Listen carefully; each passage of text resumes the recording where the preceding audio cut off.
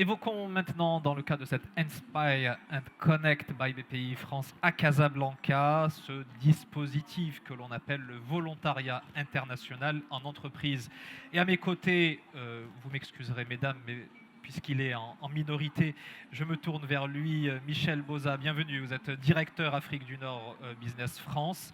Nora Aïdouni, tout de suite à ma droite, vous êtes chargé de développement export Afrique du Nord à BPI France. Et Chloé Latronico, vous êtes représentante de la filière française des EdTech, Afrique francophone, EdTech France, Afinef et Business France.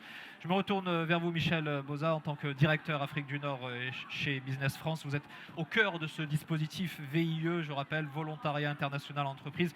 Expliquez-nous quelle est son utilité pour les entreprises dans le cadre notamment de la formation et du sourcing des talents, puisque les ressources humaines, c'est vital, on le sait.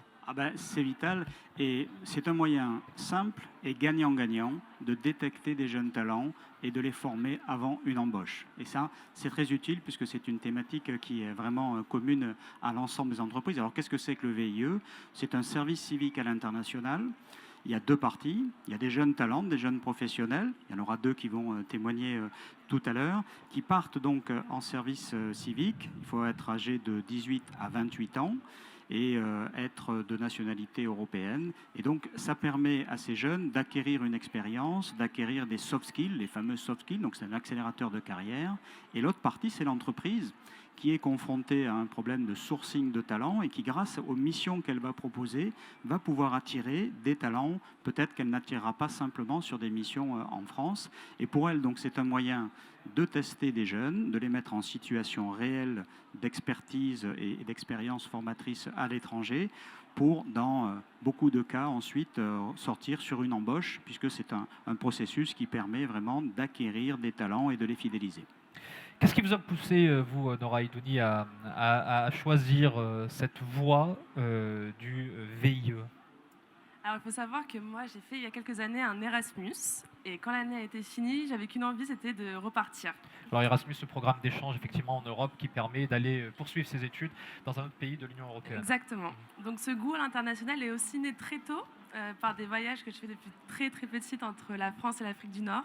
Donc j'avais envie de combiner toutes ces expériences dans une expérience professionnelle.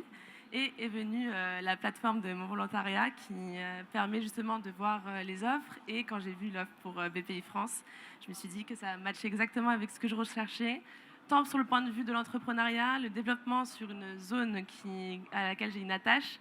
Et justement, je me suis dit, bon, c'est le dispositif parfait pour faire une expérience terrain et de me rendre compte aussi des réalités qui sont sur l'Afrique du Nord. Quel bilan vous faites de ces 6 mois que vous avez passés au bureau Afrique du Nord de BPI France? Inspire and Connect Méditerranée. Oui. Donc on y a participé donc avec Monsieur Malembaï à la co-organisation avec toutes les équipes de BPI France, nos partenaires aussi de Business France, la Chambre de commerce et tous les autres partenaires de l'événement. Et donc du coup c'est vraiment un bilan parce qu'il faut savoir que c'est un métier qui est très polyvalent, chargé de développement export chez BPI France. On a tant le volet commercial pour tout ce qui est solutions de financement, d'assurance et de garantie de BPI France. Mais là, ces dernières semaines, c'est vrai qu'elles ont été très animées par le volet événementiel d'Inspire and Connect en Méditerranée. Donc un bilan très positif. Chloé Latronico, vous êtes rattachée à 3 organisations. Parlez-nous de cette particularité pour ce qui vous concerne au niveau de votre VIE, parce que ce n'est pas anodin. Alors effectivement, normalement, un VIE, c'est une personne qui est rattachée à une entreprise. Et moi, j'ai la chance de travailler pour donc 3 structures. Je suis entre le public et le privé, c'est-à-dire que je travaille avec 2 fédérations de professionnels des EdTech. Donc EdTech France et la FINEF, c'est des fédérations qui représentent à peu près 400-450 entreprises en France qui sont très diverses. Ça va de la start-up au grand groupe. Et je travaille également pour Business France dans les locaux à Tunis. J'ai une autre particularité dans mon VIE qui est celle de travailler non seulement sur la Tunisie où je suis basée, mais aussi sur plusieurs zones géographiques. Donc j'ai l'ensemble de l'Afrique francophone. Je dois composer avec ces différentes organisations dont les intérêts se croisent et j'essaie sur les différents pays de créer des ponts entre ces organisations, mais surtout aussi entre le continent et la France et voilà, d'encourager les échanges, la collaboration dans différents endroits. Et j'imagine que vous avez pu glaner, acquérir une expertise très approfondie, notamment dans l'univers des tech. Quelle lecture vous en faites dans la région nord du Alors continent? effectivement, la majeure partie de mon travail consiste à réaliser une veille sur ce qui se fait en matière d'innovation dans l'éducation et la formation professionnelle en Afrique du Nord et aussi en Afrique subsaharienne. Sur l'Afrique du Nord, je me rends compte en poursuivant ma cartographie que l'entrepreneuriat est très dynamique. En Tunisie, c'est un entrepreneuriat qui accompagne surtout la jeunesse tunisienne dans son besoin de formation professionnelle, d'insertion professionnelle, de formation au métier du numérique aussi. Et ici, c'est très dynamique aussi, et c'est plus autour du soutien scolaire, de l'accompagnement des élèves, plus dans le primaire, dans le secondaire, en parallèle du cursus national. Donc voilà, c'est vraiment un secteur qui bouge beaucoup et qui est très intéressant à suivre.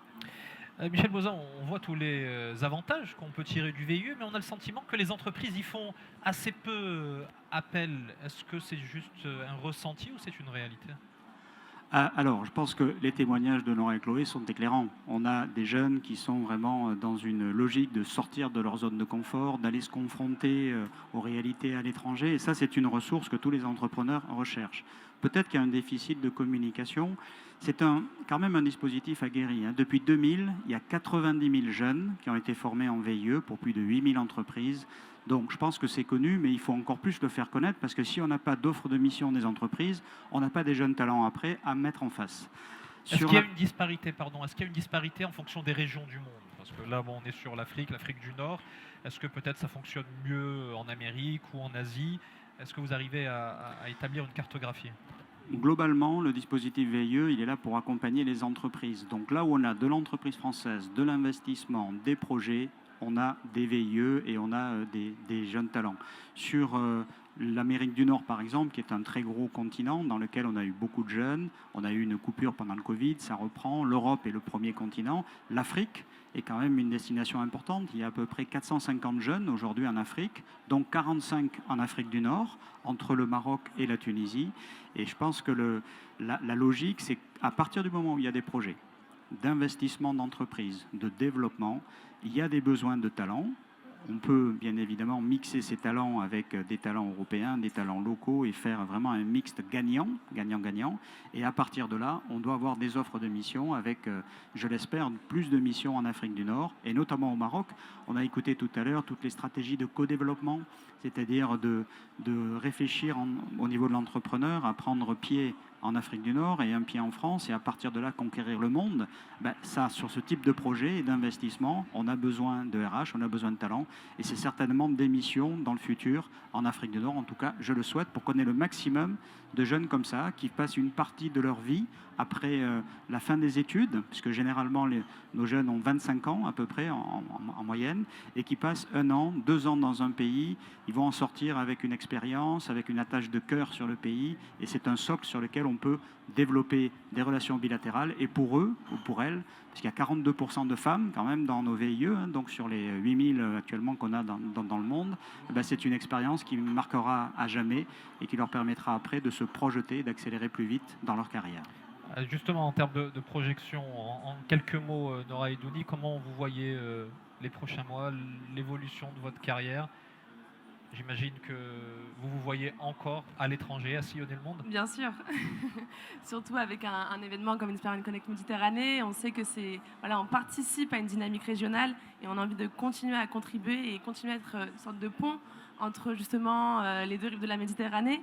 Et donc oui, continuer tous ces projets, de continuer à rencontrer les entrepreneurs de la région, continuer à comprendre les enjeux et essayer ensemble d'apporter une solution commune. Pour ce qui vous concerne, Chloé Latronico? Moi aussi, en fait, j'ai très envie de rester sur ce continent, éventuellement plus d'aller vers le Sénégal, la Côte d'Ivoire, découvrir cette partie-là du continent que je connais moins finalement, et effectivement participer à cette dynamique panafricaine, ce continent qui bouge et qui se métamorphose. Donc voilà, c'est comme ça que je vois l'avenir après cette expérience. Merci infiniment Michel Bozan, Nora Idouni et Chloé Latronico. Merci beaucoup. Merci à vous.